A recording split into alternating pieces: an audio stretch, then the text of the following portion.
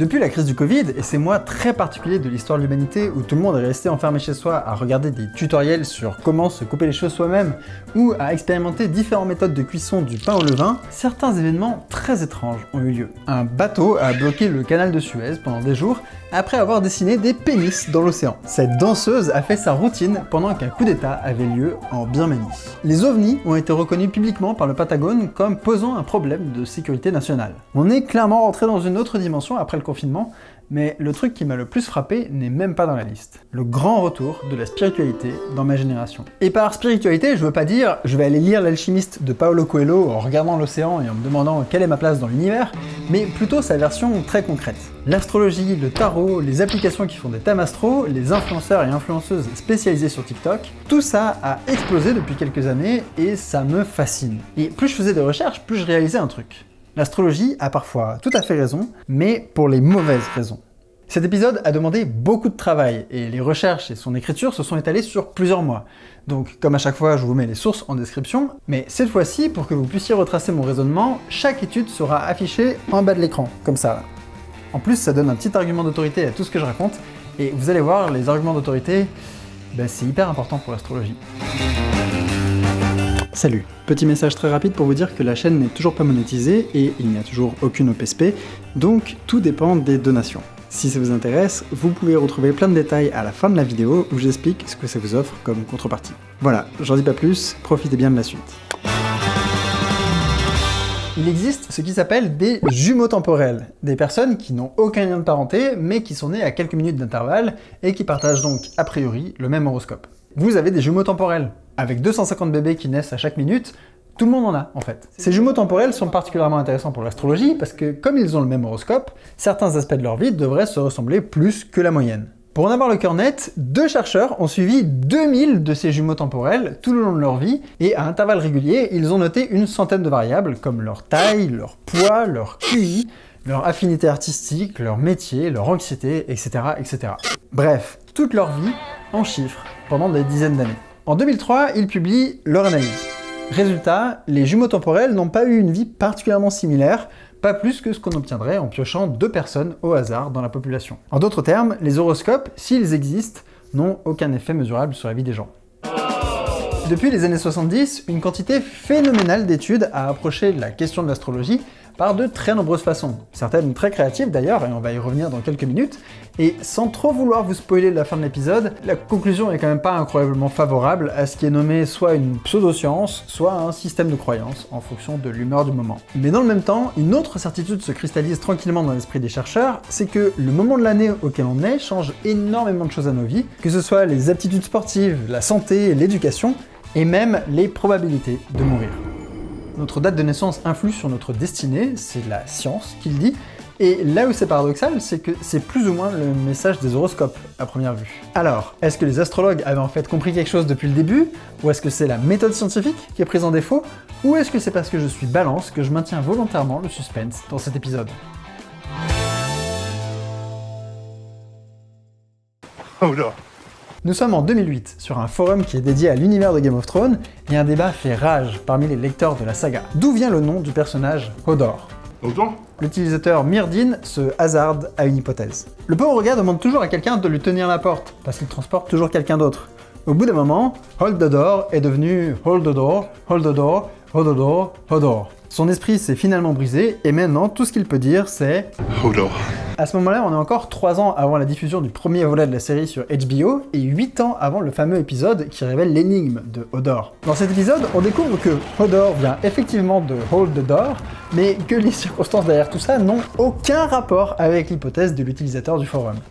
Hodor! Bref, Myrdin a eu raison pour les mauvaises raisons. Ok, comment ça fonctionne en fait, l'astrologie? Selon des astrologues, l'astrologie explore le lien important qu'il y a entre l'humanité et le cosmos au sens large, la relation entre le mouvement des planètes et le monde intérieur de la conscience et de la motivation humaine. Reformulé par des non-astrologues, l'astrologie, c'est la croyance que d'énormes boules de roche, de liquide, de gaz et de réactions de fusion nucléaire, situées à des milliards et des trillions de kilomètres, pourraient impacter la situation financière, sexuelle, émotionnelle et professionnelle d'une certaine espèce de primate très spécifique sur une certaine planète très spécifique de l'univers. Dit comme ça, c'est vrai que c'est un peu moins... Concrètement, l'idée générale de l'astrologie consiste à regarder où sont placés certains corps célestes par rapport à d'autres. Par exemple, pour déterminer le signe solaire de quelqu'un, le plus connu, on regarde quelle était la constellation dans laquelle était situé le Soleil quand la personne est née. Du point de vue de la Terre, le Soleil semble décrire une trajectoire à l'intérieur d'une bande qu'on appelle le zodiaque. Et dans cette bande, il passe devant les constellations du Capricorne, du Verseau, des Poissons, du Bélier, du Taureau, des Gémeaux, du Cancer, du Lion, de la Vierge, de la Balance, du Scorpion, du Serpentaire et du Sagittaire. En fonction de devant quelle constellation le Soleil était, vu depuis la Terre, vous aurez un signe solaire donné, et donc a priori des attributs de personnalité associés. Une fois qu'on a fait ça, les choses se compliquent un peu, parce que pour un bon thème astral, il faut aussi intégrer le mouvement des autres planètes du système solaire. Oui, toutes, y compris Neptune et Uranus, qui ont été découvertes plus de 3000 ans après l'invention de l'astrologie par les Babyloniens, et y compris aussi Pluton, qui n'est pourtant plus considéré comme une planète depuis 2006, mais comme une planète naine. À ce compte-là, pourquoi est-ce qu'on rajoute pas les autres planètes naines comme Eris, Makemake ou Omea, qui sont comparables à Pluton? Je sais pas, demandez aux experts. Tout ce que je suis, c'est youtubeur, et tout ce que je peux prédire sur votre vie, c'est que vous allez vous abonner à cette chaîne. Même ça marche pas. Hein. À partir des positions relatives de tous ces astres, on peut calculer plein de choses, comme des ascendants, des maisons, les signes ont des axes et des éléments, et le mien est apparemment plein d'air, tout comme ma boîte crânienne. Il y a plusieurs écoles d'astrologie avec plein de calculs, des schémas difficiles à lire, des angles, des chiffres, d'autres chiffres... Ouais, c'est complexe. Ou en tout cas, ça a l'air complexe, et c'est peut-être ça le principal. Mais déjà là, on peut voir que l'astrologie a quelques petits soucis. Premièrement, c'est dommage que le Soleil ne passe pas devant la constellation du microscope ou de la machine pneumatique, parce que ça aurait été un peu plus stylé que la Balance, au hasard. Deuxièmement, les constellations ne sont que des dessins hallucinés dans le ciel. Débattez sur tout le reste si vous voulez, mais pas sur ça. Les constellations regroupent des étoiles qui sont à des distances complètement absurdes les unes des autres, et ça n'a aucun sens de les regrouper ensemble juste parce que de notre point de vue, elles semblent proches. Les constellations n'ont pas plus de réalité objective que les animaux qu'on imagine dans les nuages ou les visages qu'on voit un peu partout. Elles ne décrivent rien qui se passe dans l'univers réellement, ce sont juste des projections à partir de l'endroit où nous on est placé dans le cosmos. Et d'ailleurs, comme ce sont des créations de l'esprit, tout le monde peut en faire à sa sauce. Il y a énormément de points dans le ciel, c'est open bar sur la façon de faire des petits traits entre eux. En Occident, on a décidé que le dessin autour de l'étoile Bételgeuse, c'était un bonhomme qui était nommé Orion. Bon, en Chine, chez les Dakota, chez les Navajo ou les Tucanos, c'est pas le même dessin. Mention spéciale pour les Indiens d'ailleurs, hein, vraiment minimaliste. Un autre truc rigolo, c'est qu'il y a des constellations obsolètes. Celle de l'atelier de typographie n'existe plus, par exemple, ni la harpe de Georges. Big up à tous les Georges dans les commentaires. Le ciel des constellations a pas mal bougé, au final, et celles du microscope ou de la machine pneumatique ont été inventées il y a seulement 3 siècles, parce qu'il y avait des trous sans rien dans le ciel, et que ça faisait tâche. Et troisièmement, dans ma liste, il y avait 13 constellations. Le Serpentaire est bien dans le zodiaque, et le Soleil lui passe bien devant, il devrait donc être un signe de zodiaque, mais les Babyloniens l'ont viré du système parce qu'ils avaient déjà découpé l'année en 12 mois, et ce 13e signe dépassait comme un ziggurat au milieu de la plaine d'Uruk. Big up à tous les Georges. Donc, même sans rentrer dans la question de si l'astrologie fonctionne ou pas en termes de prédiction et tout ça, une chose est sûre, c'est que comme système logique, c'est bourré d'incohérences. Les constellations n'existent pas vraiment, et ils en ont même fait sauter une parce que ça les arrangeait, mais il y a aussi le problème de leur longueur. Certaines constellations occupent un plus grand espace du ciel, et donc, par conséquent, leur signe devrait s'appliquer à des gens nés sur un plus grand intervalle du calendrier. La constellation de la Vierge devrait donc s'étaler sur 45 jours au lieu de 30, et celle du Scorpion sur uniquement une semaine, parce qu'elle occupe une plus petite place dans notre champ de vision. Et à tout ça, s'ajoute le problème de la précession. Notre planète tourne autour d'elle-même, ce qui fait les journées. Elle tourne autour du Soleil, ce qui fait les années, elle est inclinée de 23 degrés environ, ce qui crée les saisons, mais en plus de tout ça, l'axe de la planète tourne très lentement, insensiblement, en formant un cône, comme ça. Et ça, c'est la précession. Ce phénomène est commun à tous les corps en rotation qui subissent une force extérieure, comme l'attraction du Soleil et de la Lune, ici, ce qui a pour conséquence de lui faire un tour, comme ça, tous les 26 000 ans. C'est pas évident de se représenter ce mouvement correctement parce que la planète a déjà sa rotation sur elle-même et la rotation autour du Soleil, et ce mouvement-là est beaucoup plus lent. La conséquence est qu'une personne qui resterait à regarder le ciel toutes les nuits pendant des milliers d'années verrait les constellations bouger petit à petit. Et un astrologue babylonien qui viendrait aujourd'hui pèterait littéralement une tablette cunéiforme devant notre ciel étoilé s'il arrivait à le voir avec la pollution lumineuse. Comme l'astrologie utilise les vieilles dates pour les signes astrologiques, Elle est en décalage total avec les dessins réels qu'il y a dans le ciel. Bref, en prenant la précession, la taille réelle des constellations et ainsi de suite, ben ça fait que je serai Vierge au lieu de Balance. Y a pas de blague, hein. Les astrologues répètent que c'est pas un problème, parce que ce sont pas les vraies constellations qui comptent, probablement parce que les vraies étoiles sont celles qui ont déjà été volées par ton père pour les mettre dans tes yeux, et donc les incohérences ne les empêchent pas de dormir, ni de trouver des clients. Et là où c'est un peu perturbant, c'est quand certains de ces clients sont des animaux de compagnie.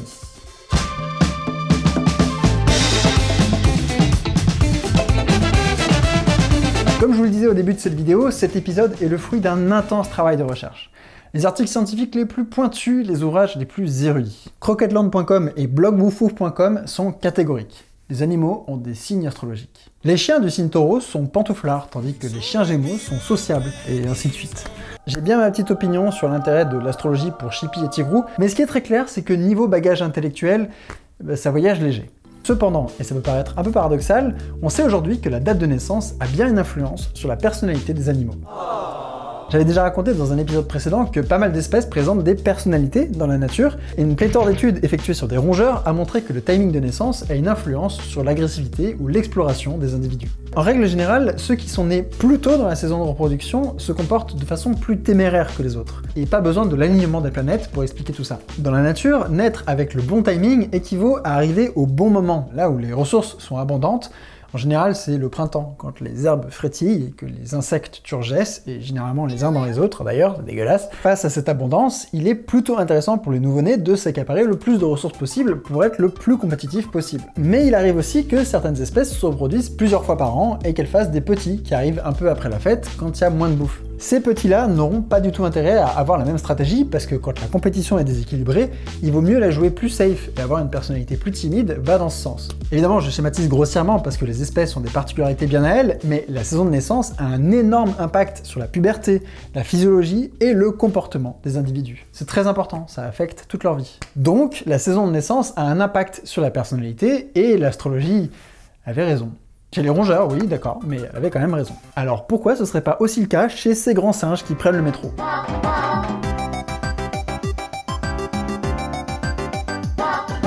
Comme pour les rongeurs, le moment où vous êtes né a eu un impact important sur votre physiologie, et on va en parler dans 30 secondes, mais j'ai envie de commencer par un phénomène important qui a sûrement impacté votre scolarité, l'effet d'âge relatif. Dans le sport, c'est assez connu. Plus vous êtes né tôt dans l'année, plus vous avez des chances d'être un grand sportif. Ça, c'est la répartition des naissances en moyenne sur l'année au Canada.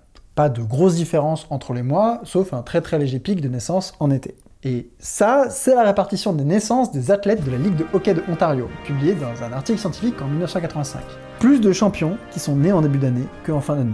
Ce serait pas vraiment incroyable si ça s'appliquait qu'aux hockeyeurs de la Ligue de hockey de l'Ontario, mais on retrouve cet effet partout sur la planète, quel que soit le sport en fait. C'est présent dans le foot, le baseball, le cricket, la gym, le hand, le hockey sur glace, le rugby, le ski, le tennis, la natation, les Jeux Olympiques de la jeunesse. Ce que ce mec essaye de dire, c'est que si la plupart des athlètes sont nés en début d'année, toutes les meilleures promotions sont au Super U de Bride-les-Pins, mais c'est que ça dépend pas du sport lui-même, mais d'un autre facteur. Venez écouter le Saint-Agur crémeux qui ravira petits et grands. Et l'explication est assez simple. Quand les fédérations sportives font leur sélection de l'année à leur date butoir du 1er janvier, elles accueillent tous les enfants qui auront, par exemple, 14 ans cette année-là. Les enfants nés en janvier seront donc en compétition avec d'autres qui seront nés en décembre. Le truc, c'est que à ces âges-là, quelques mois d'écart font une différence énorme en termes de croissance, de maturité et ainsi de suite. Bref, ceux qui sont nés plus tôt dans l'année seront énormément avantagés physiquement. L'effet d'âge relatif ne s'arrête pas là, il fait boule de neige. Les jeunes sportifs qui ont des meilleures capacités dès le départ seront plus valorisés par leur succès, auront plus confiance en eux, joueront plus ou feront des compétitions plus intéressantes, et ils auront plus de chances de devenir des athlètes à l'âge adulte. A l'inverse, les losers nés en fin d'année comme moi resteront sur le banc de touche et attendront des années pour se dire qu'ils peuvent en fait devenir forts en sport. Ou dans mon cas, ils resteront sur le banc parce qu'il est confortable et qu'on y est bien. Ces effets de prophétie autoréalisatrice ont été étudiés sous plein de noms différents, et le message général c'est que plus on gagne, plus on gagne. La confiance en soi est celle que les proches ont en nous, perpétue un petit avantage d'âge relatif sur le long terme. Cet effet est bien réel et il est super important dans la vie de plein de gens, mais justement, il ne dépend pas de ces gens, il ne dépend que de la date butoir de sélection. Si les fédérations sportives commençaient leur année en novembre, les jeunes nés ce mois-là auraient les meilleures chances de devenir des athlètes un jour, vu qu'ils deviendraient alors les plus vieux de la cohorte. Et c'est tellement une histoire de date que l'effet d'âge relatif existe aussi dans l'éducation. Aux US et dans pas mal de pays d'Europe du Nord, la date butoir de sélection est autour du 1er septembre, et dans ces cas-là, les étudiants qui sont nés à l'automne ont plus de facilité à l'école que ceux qui sont nés en été, ils ont plus de chances d'aller à l'université et ainsi de suite. Là encore, c'est pas une question de capacité intellectuelle ou quoi que ce soit, ils sont juste plus vieux, vaguement plus matures, et surtout, ils ont des plus gros poumons pour courir quand il y a un school shooter dans leur école. Les conséquences de l'effet d'âge relatif durent sur le long terme, parce que être moins bon à l'école amène en moyenne à des études moins longues, en moyenne à des carrières moins payantes, et à plus de taux de mortalité par suicide. Et j'aimerais bien dire que j'en fais des caisses, mais il y a bien une étude qui a montré ça au Japon, parce que évidemment, s'il fallait que ça finisse en drame, il fallait que ce soit au Japon. Comme d'habitude, et parce que les humains ne sont pas des robots Furbies capables de 3 comportements au maximum, il y a énormément de cas particuliers à tout ça. L'effet d'âge relatif n'a pas le même impact en fonction du genre, de si on est jeune ou si on est déjà adolescent, etc. N'empêche, ce qui ressort de tout ça, c'est que l'âge relatif a un impact majeur dans nos vies, et c'est extrêmement étudié. Donc, en fonction de notre mois de naissance, notre vie n'est pas la même. L'astrologie avait raison depuis le début.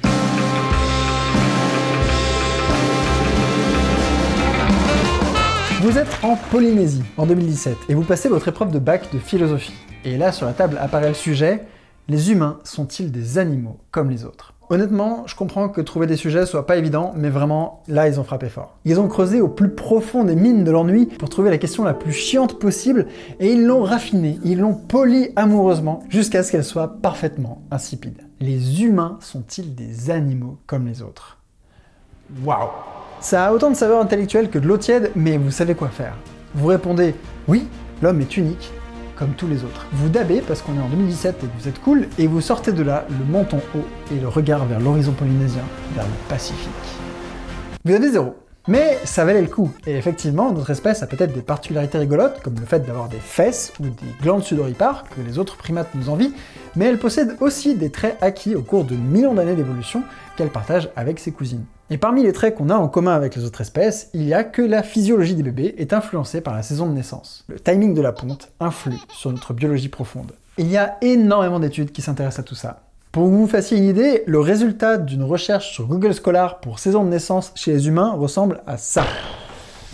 C'est copieux, hein. On a l'impact du mois de naissance sur la probabilité d'avoir des allergies, sur le rythme cardiaque moyen, sur la probabilité de finir obèse, de développer de la sclérose en plaques ou de naître avec une trisomie 21, sur celle d'être atteint d'une maladie psy comme la schizophrénie ou la démence, mais aussi sur l'amabilité ou sur le fait d'être plutôt du matin ou du soir, et évidemment, il y a aussi un impact sur la mortalité. Tout ça, ce sont des études qui ont réussi à trouver un effet de la date de naissance sur tous ces aspects-là de nos vies. En général, j'aime pas faire des listes en vidéo parce qu'en termes de divertissement, c'est à peu près aussi fascinant qu'un sujet de bac de philo polynésien. Alors, pour vous aider à y voir plus clair, je vous propose 7 horoscopes que vous pourrez retrouver en haute résolution dans la description. Sa particularité, c'est qu'au lieu de décrire votre futur succès dans les affaires ou le retour de votre ex, il décrira l'effet du mois de votre naissance sur votre corps. Vous avez qu'à chercher votre mois de naissance et vous aurez une petite idée du super pouvoir que ça vous donne. Moi j'ai octobre, gros bébé, plus de recherche de nouveautés, plus de probabilité d'avoir de l'eczéma. Ça pourrait être pire parce que les gens qui sont nés au printemps ont tout en plus. Plus de sclérose en plaques, plus de chances de mourir jeune, plus de dépression. Gâté par mère nature, quoi. Bref, du coup, le mois de naissance est plutôt influent sur notre physiologie, et il y a 3 grandes hypothèses pour expliquer tout ça. Premièrement, les maladies.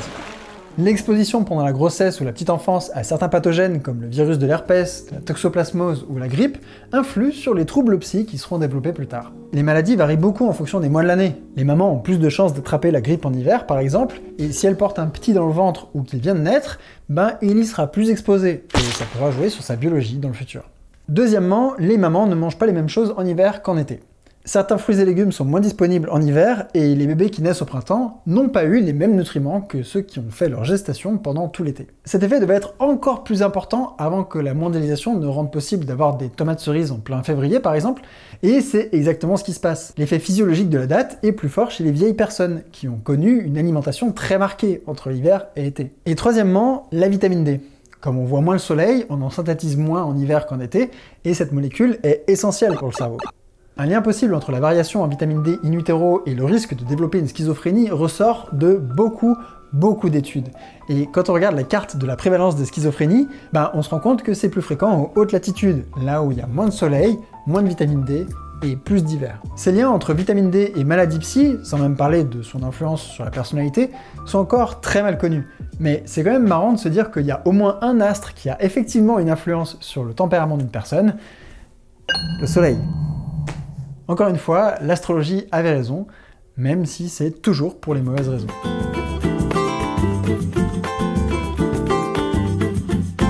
En 1956, l'astrologue Jan Dixon s'est rendu célèbre en prédisant la victoire de Kennedy au présidentiel de 1960 et son assassinat ensuite.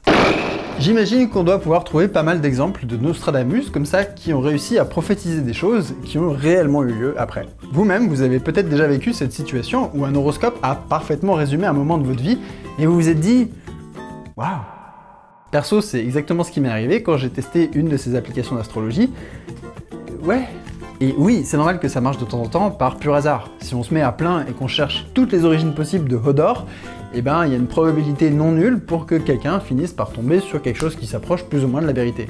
Juste par pure chance. En fait, si on y réfléchit bien, si ça ne marchait jamais, alors là, ce serait un signe qu'il y a effectivement quelque chose de surnaturel. Une force occulte qui empêche de tomber juste par hasard. Ce serait une magie très particulière, mais bon, les voies des constellations sont impénétrables. C'est surtout nous qui faisons le travail de l'astrologie, en retenant spécifiquement les fois où ça marche, et en oubliant toutes les fois où c'est complètement absurde. Jan Dixon avait aussi déclaré que la Troisième Guerre mondiale commencerait en 1958, et que les soviétiques seraient les premiers à mettre le pied sur la Lune. Un peu raté du coup, mais ça l'a pas empêché d'avoir une grande carrière d'astrologue. Mais bon, on pourrait rétorquer que c'est pas parce qu'un docteur se trompe de diagnostic de temps en temps que toute la médecine est achetée. Et c'est pas parce que l'astrologie n'est pas très cohérente, ou qu'il n'existe pas de mécanisme qui pourrait expliquer comment les astres pourraient agir sur nos vies, que ça marche pas. Il pourrait tout à fait y avoir un mécanisme magique qui s'activerait de temps en temps, et qui permettrait à des personnes très spécifiques de faire des prédictions très spécifiques sur le futur. Ce serait ouf, mais bon, pourquoi pas. Heureusement, la méthode scientifique est hyper adaptée pour détecter des signaux au milieu du hasard, et détecter l'existence d'un tel mécanisme magique est tout à fait dans ses cordes. D'ailleurs, de très nombreux chercheurs se sont attelés à faire exactement ça. Verdict, la magie aide pas vraiment les astrologues à faire des bonnes prédictions. Peut-être elle fait autre chose, mais on sait pas quoi. Dans cette étude, qui a été répliquée de très nombreuses fois par la suite, des chercheurs ont fait participer des professionnels de l'astrologie à une expérience. Le test était simple. Il fallait relier des résultats de tests de personnalité à des signes du zodiaque. Après l'expérience, les chercheurs se sont rendus compte que les astrologues trouvaient le bon thème astral pour la bonne personne à peu près aussi souvent que s'ils avaient tiré au hasard. Parce que c'est marrant de tirer sur l'ambulance, mais que c'est encore plus drôle quand c'est au lance-roquettes, d'autres chercheurs ont mené plein d'études qui ont montré que les astrologues ne sont pas vraiment d'accord entre eux sur les thèmes astro, qu'ils ne font pas de meilleures prédictions sur votre futur que ce qu'on ferait au hasard, et ainsi de suite. L'une d'entre elles, que je trouve vraiment très marrante, a cherché à voir s'il y avait vraiment des compatibilités amoureuses entre les signes astrologiques, comme c'est censé être le cas. Pour vérifier ça, un chercheur a regardé plus de 10 millions de mariages en Angleterre et il a regardé tous les signes astrologiques des mariés. Résultat, les signes compatibles ne sont pas plus souvent ensemble que les autres, et les étoiles n'y sont pas pour grand chose dans le choix de l'être aimé. Il y a 50 ans, des chercheurs écrivaient encore des lettres ouvertes pour dire que l'astrologie est une pseudo-science et blablabla, mais aujourd'hui, à part quelques études ici et là pour s'amuser à prouver une fois de plus que c'est bidon avec une nouvelle méthode encore plus originale, et faire marrer les collègues au passage, en vrai, plus personne n'y consacre de l'énergie. Parce que, et c'est triste à dire, l'astrologie ne mérite pas que des experts s'y penchent dessus. L'affaire est classée depuis longtemps. Très longtemps en fait, parce que même des Romains comme Cicéron critiquaient la pratique il y a plus de 2000 ans. Des gens qui lisaient l'avenir dans les entrailles d'animaux ou dans le passage d'oiseaux migrateurs trouvaient que quand même, l'astrologie c'est vraiment limite. Ça fait tilter personne. Et c'est pour ça que parmi le supertanker qui bloque le commerce mondial ou les ovnis qui réapparaissent dans les discussions politiques, le phénomène le plus mystérieux de ces dernières années, pour moi, c'est que cette croyance est explosée en popularité.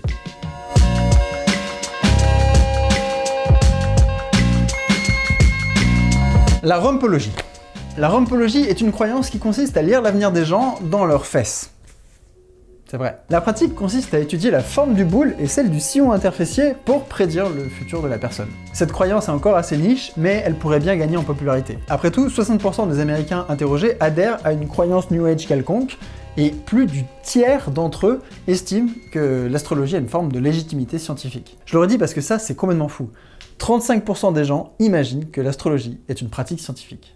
Voilà, ça vient peut-être d'une confusion avec l'astronomie, la science qui étudie les astres, ou peut-être que c'est le logis qui lui donne un vernis rigoureux, comme biologie ou météorologie. Ou alors c'est le déluge de technicité qui fait réellement illusion.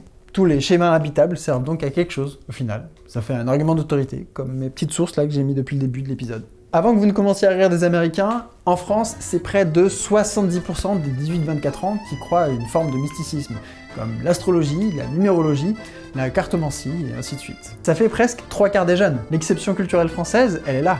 Bullshit. Tous ces gens ne croient pas forcément à fond là-dedans, et je pense même qu'une grande partie d'entre eux le traitent comme une mode un peu marrante à suivre de temps en temps, parce que ça fait des sujets de conversation rigolos avec les potes, plus qu'un dogme hyper intense à suivre à fond.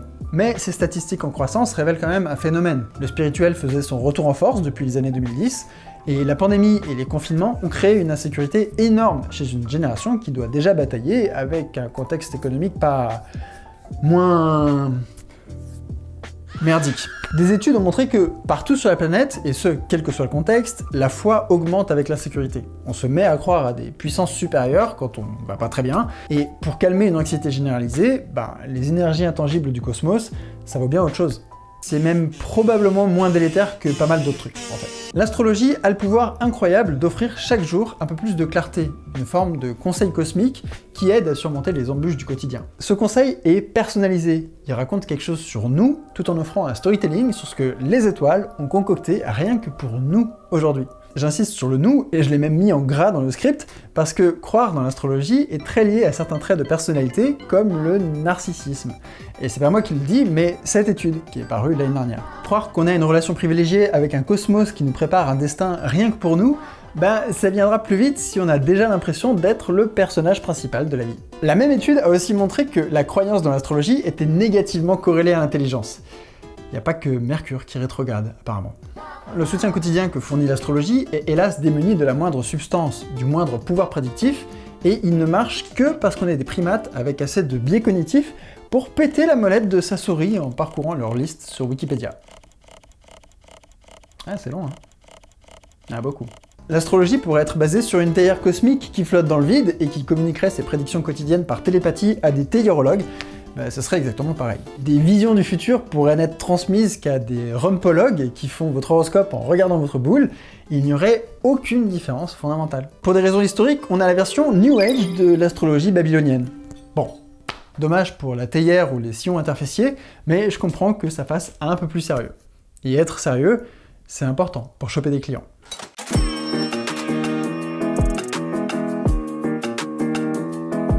La question des thunes est centrale dans l'astrologie. On ne peut pas comprendre cette croyance si on ne capte pas son modèle d'affaires, parce que c'est un business qui roule. On a des émissions financées par Netflix. And interestingly, on your marriage point, you have the asteroid Wagner. Really? On a des influenceurs sur TikTok avec des millions d'abonnés. I want you to know that this eclipse season, April 30th until May 15th, Taurus and Scorpio placement people will be acting batshit. Don't ask any questions, let them be batshit. I would get back to them and confront them or ask them if they're okay after eclipse season, end of May. Il y a aussi des applications de divination avec options payantes, des best-sellers, des formations personnalisées, des goodies, etc., etc. Dans le monde, l'industrie de l'astrologie pèserait plus de 13 milliards de dollars aujourd'hui, et c'est peut-être là qu'on retrouve sa véritable raison d'être. Comme le disait le sociologue Théodore Adorno dès les années 50, l'occulte ne joue qu'un rôle très secondaire dans l'astrologie. Tout le monde s'en fout de savoir comment les constellations pourraient réellement influencer nos vies, le mécanisme n'intéresse personne, la magie n'intéresse personne. Ce qui compte, c'est le message général, l'encouragement individualiste, souvent très matériel. Ce truc professionnel va bien se passer, t'inquiète pas. Cette rencontre amoureuse, c'est la bonne. Les étoiles ont un projet pour toi, tout va bien. L'astrologie, c'est du pragmatique, et le fait que les gens croient plus facilement leurs horoscopes quand ils sont positifs confirme l'idée que l'astrologie est un produit de consommation qui est à cheval entre le divertissement et le développement personnel. Parce qu'elle est aussi soluble dans le capitalisme et qu'elle s'est adaptée à la logique mercantile, cette croyance babylonienne a réussi à survivre aujourd'hui. En faisant des recherches sur les textes de Théodore Adorno, je suis tombé sur ce site qui fait des guides pour comprendre son signe de naissance. Pour générer du trafic et vendre plus de guides, les créateurs du site ont généré des thèmes astro de plein de célébrités, dont celui de Théodore Adorno. Je sais pas s'il aurait apprécié l'ironie, mais on aurait pu difficilement mieux confirmer ses idées.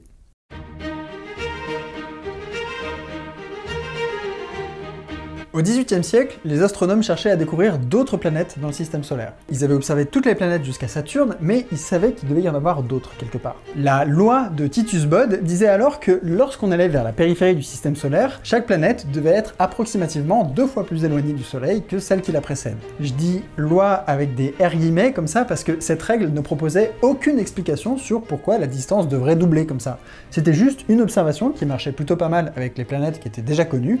Donc on se disait à l'époque que ça devrait marcher comme ça pour tout le reste. La découverte d'Uranus à la bonne distance a confirmé l'intuition des savants, et celle de Cérès dans la ceinture d'astéroïdes venait combler un trou qui subsistait dans la série entre Mars et Jupiter. C'était formidable, on avait la formule mathématique du système solaire, et il ne restait plus qu'à trouver les futurs astres aux distances indiquées. Mais en 1846, Neptune est découverte, et elle n'est pas à la bonne place. On comprend en même temps que Cérès était en fait au milieu d'une vaste ceinture d'astéroïdes, et on l'enlève de la liste des planètes. D'autres corps au-delà de Neptune ne collent pas non plus avec la théorie, et cette loi finit par perdre son statut de mathématique magique qui prédit le système solaire. C'est juste une curiosité, et autant qu'on sache aujourd'hui, ces prédictions sur Uranus et Cérès ont principalement été le fruit d'une coïncidence, jusqu'à preuve du contraire.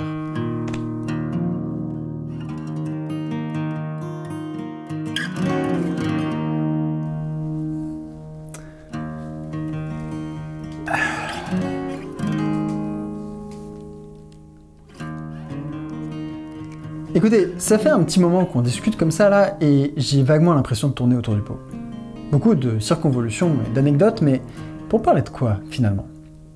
Eh bien, pour moi, la vraie question n'est pas vraiment de savoir si l'astrologie est capable de prédire votre quotidien, si votre boss va vous offrir cette promotion, ou si ce mec est vraiment l'homme de votre vie, parce que de 1, il est sympa, mais c'est juste un pansement, et tu le sais, et de 2, il y a plus important.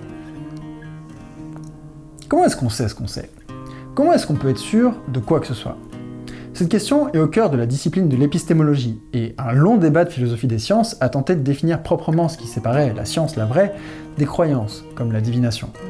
Est-ce qu'il existe un critère simple qui distinguerait le travail des astrologues de celui des chercheurs en laboratoire? Et qu'est-ce qui permet aux seconds d'affirmer que les premiers n'arriveraient même pas à enlever l'eau d'une botte si les instructions se trouvaient sous le talon? Je prépare un résumé de ce débat ici, je me le garde pour une prochaine fois, mais cependant, laissez-moi observer une chose. La puissance de la méthode scientifique n'est pas son infaillibilité. Au contraire, la science prend le risque de faire des erreurs. Et elle en fait. Beaucoup. Comme la loi qui voulait prédire la distance des planètes, des chercheurs proposent une idée, elle est testée, débattue et parfois réfutée. Un jour, elle ressortira peut-être du placard, qui sait, mais en attendant, c'était une coïncidence. La grande vertu de ce système, c'est que même s'il produit des déchets, et il en produit beaucoup, il avance. Revenez voir cette vidéo dans 20 ans, et il est fort probable que beaucoup de ce que j'y raconte soit obsolète. A l'inverse, l'astrologie essaie d'avoir toujours raison. Cet exercice impossible demande d'être toujours très vague dans les formulations, et de ne jamais se risquer à proposer des mécanismes qui pourraient être réfutés. La première conséquence, c'est que l'astrologie stagne, et qu'elle propose toujours plus ou moins la même chose qu'à l'époque babylonienne. Et la deuxième conséquence, c'est que même quand elle a raison, c'est pour les mauvaises raisons. Merci à toutes et à tous, et à la prochaine.